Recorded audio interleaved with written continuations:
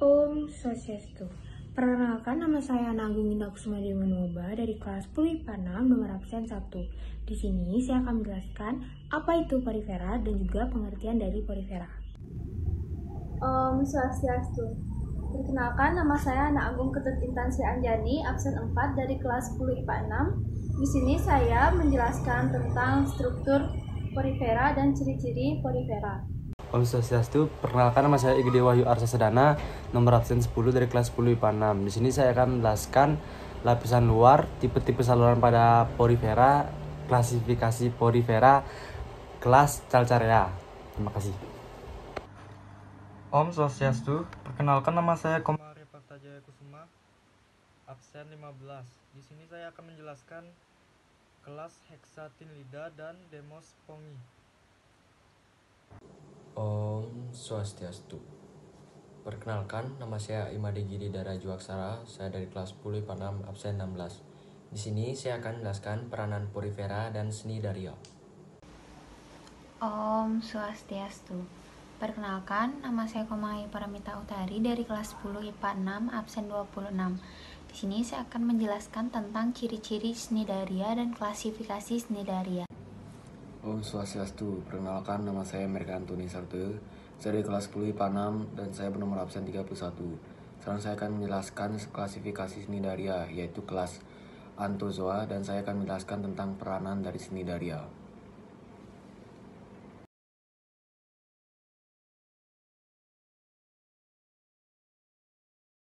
Porifera atau spons atau yang bisa disebut dengan bunga karang adalah organisme multiseluler yang mempunyai banyak por sehingga air dapat melewatinya. Tubuh mereka terdiri dari mesohil yang diapit dua lapisan tipis sel. Spons memiliki sel yang tak terspesialisasi dan dapat berubah menjadi tipe sel lain serta dapat berpindah antara lapisan sel utama dan mesohil. Spons tidak memiliki sistem saraf, sistem pencernaan maupun sistem peredaran darah. Sebaliknya, sebagian besar mengandalkan aliran air melalui pori-pori tubuh mereka untuk mendapatkan makanan dan oksigen dan untuk membuang limbah. Filum porifera atau dikenal juga dengan nama spons merupakan hewan yang bersel banyak atau metozoa yang paling sederhana atau primitif. Dikatakan demikian karena kumpulan sel-sel belum terorganisir dengan baik dan belum mempunyai organ maupun organ sejati. Walaupun porifera tergolong hewan, namun kemampuan geraknya sangat kecil dan hidupnya bersifat menetap. Yang pertama, tubuh simetri radial, tipe lapisan embrionalnya diploblastik, hanya tersusun dari ektoderm dan endoderm. Yang kedua, porifera disebut sebagai hewan spons dan juga hewan berpori karena pada tubuhnya terdapat lubang-lubang kecil. Yang ketiga, tubuhnya terdapat spikula-spikula yang mengandung zat kapur atau kalsium, zat kersik atau silikat, atau benang-benang sponging. Yang keempat, reproduksi secara vegetatif dengan membentuk kuncup atau bunding dan gemule, dan reproduksi generatif secara hermafrodit.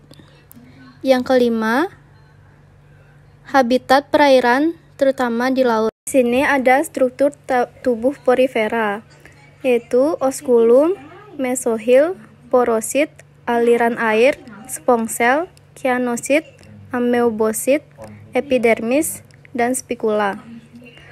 Di bagian tubuh kianosit ada leher, flagela, partikel makanan di dalam mukus, fagositosis, partikel makanan, kianosit, dan amoebosit. Lapisan luar atau epidermis tersusun dari sel-sel yang berbentuk pipih disebut pinakosit dan sel porosity untuk membuka dan menutupnya ostium. Ostium merupakan saluran yang berhubungan dengan rongga tubuh atau sponsol. Lapisan dalam endodermis atau gastrodermis tersusun dari sel-sel yang berflagel yang disebut koanosit yang bertugas mencerna makanan. Di antara epidermis dan endodermis terdapat lapisan tengah disebut dengan mesoglea atau mesenchyme atau berupa gelatih. Di dalam mesoglea terdapat beberapa jenis sel yaitu sel amoebosit atau mengangkut makanan dan sisa-sisa metabolisme dari sel ke sel. Sel skleroblast atau membentuk spikula, dan sel akeosit membentuk sel-sel sperma dan ovum. Tipe-tipe saluran air pada porifera. Tipe askon. Ostium dihubungkan langsung ke spongsol, contohnya pada Leucosolenia sp. Tipe sikon. Ostium dihubungkan dengan saluran bercabang ke spongsol, contohnya Scypha sp. Tipe leuson atau ragon merupakan tipe yang paling kompleks di mana air masuk melalui ostium menuju rongga-rongga bulat yang saling berhubungan, masuk ke spongsol dan keluar melalui osculum, contohnya pada Spongia sp. Klasifikasi porifera. Kelas Carea memiliki tubuh yang disusun oleh spikula kalsium. Untuk saluran air beragam termasuk askonoid, siskonoid, dan leuconoid. Rangka tubuh disusun dari zat kapur, contoh Leucosolonia, Scypha, dan Clatrina. Kelas Hexactinellida. Hexactinellida adalah kelas dari anggota hewan tak bertulang belakang yang termasuk dalam phylum Pirophera. Golongan ini spikulanya tersusun dari zat kersik dan hidup di laut yang dalam. Hewan ini juga disebut spons gelas. Contoh dari kelas ini adalah Peronema sp. Euplecte. Kelas Demos Spongiae. Demos adalah kelas dari anggota hewan tak bertulang belakang yang termasuk dalam phylum Perophera. Golongan ini bertulang lunak karena tidak memiliki rangka. Ada beberapa yang memiliki rangka yang tersusun dari serabut-serabut spongin dengan spikula dari zat kersik. Peranan porifera. Yang pertama, menyusun terumbu karang sehingga memiliki fungsi ekologis bagi ekosistem laut. Yang kedua, sebagai alat pembersih tubuh atau spons, contohnya Spongia sp. Yang ketiga, porifera yang mati dapat digunakan sebagai hiasan akuarium. Yang keempat, zat kimia yang dikeluarkan oleh porifera memiliki potensi sebagai obat penyakit kanker. Yang kelima, sebagai obat kontrasepsi atau KB. Yang keenam, sebagai campuran bahan industri atau kosmetik. Yang ketujuh, sebagai makanan hewan laut lainnya. Yang kedelapan, sebagai sarana untuk berkembang biak dan mencari makanan bagi beberapa hewan laut. Dan yang terakhir, sebagai tempat bersembunyinya hewan laut dan predator. Cnidaria. Cnidaria adalah sebuah phylum yang terdiri dari lebih dari 10.000 spesies hewan sederhana yang hanya ditemukan di perairan kebanyakan lingkungan laut. Dari sudut etimologi, kata Cnidaria berasal dari bahasa Yunani cnidos yang berarti jarum penyengat. Kemampuan menyengat Cnidaria lah yang merupakan asal nama mereka. Ciri khas Cnidaria adalah cnidosit, yang merupakan sel terspesifikasi yang mereka pakai terutama untuk menangkap mangsa dan membela diri.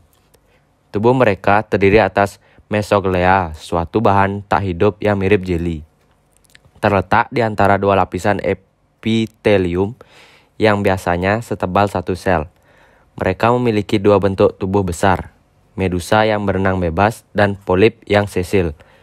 Keduanya simetris, radial dengan mulut dikelilingi oleh tentakel berknidosit.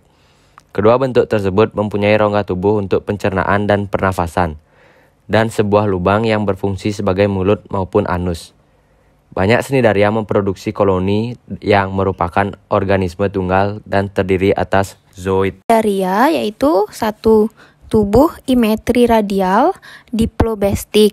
2. Disebut Cnidaria karena memiliki sel-sel penyengat atau cnidoblas pada bagian ektoderm. Cnidoblas mengandung nematosit yang berfungsi menangkap mangsa. Yang ketiga, mempunyai dua bentuk tubuh yaitu polip atau tubuh bentuk tabung tidak dapat bergerak bebas atau menempel, dan medusa yaitu tubuh bentuk paying dapat berenang bebas. Yang keempat, reproduksi secara vegetatif dengan membentuk tunas dan secara generatif dengan pembuatan ovum oleh spermatosit. Klasifikasi Cnidaria. Kelas Hydrozoa. Hydrozoa berasal dari bahasa Yunani yaitu hydro artinya air dan zoara artinya hewan. Jadi hydrozoa adalah hewan yang kebanyakan hidup di laut dan berkoloni. Ciri-cirinya yaitu anggota yang berkoloni bentuk tubuhnya berupa polip dan medusa, sedangkan anggota yang soliter bentuk tubuhnya hanya polip. Contohnya Hydra, Obelia, dan Phaesalia. Kelas Scyphozoa. Scyphozoa berasal dari bahasa Yunani yaitu Scyphos yang artinya mangkuk dan zoa yang artinya hewan. Ciri-ciri umumnya hidup di air laut, memiliki alat indera sederhana yang dapat digunakan sebagai alat keseimbangan, membedakan gelap terang dan memiliki alat pembau, contohnya Aurelia, Aurita, atau ubur-ubur. Kelas Anthozoa. Anthozoa berasal dari bahasa Yunani yaitu antho yang artinya bunga dan zoa yang artinya hewan. Ciri-ciri Anthozoa tidak memiliki bentuk manusia, ia hanya ditemukan dalam bentuk polip. Memiliki tentakel beraneka warna seperti bunga. Contohnya yaitu anemon laut, Metridium sp, dan Auplesaura antivales. Peranan Cnidaria. Yang pertama, sumber makanan dan bahan kosmetik. Contoh, ubur-ubur atau yang disebut Aurelia sp. Yang kedua, sebagai obat anti kanker. Contoh, spons dari spesies Petrusia dan Canthecnata. 3. Di laut membentuk terumbu karang sebagai tempat berlindung ikan dan tempat wisata. Yang keempat, untuk melindungi pantai dari hantaman gelombang laut.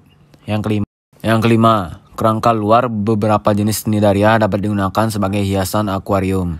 Yang keenam, yang terakhir, tempat berkembang biaknya berbagai jenis ikan.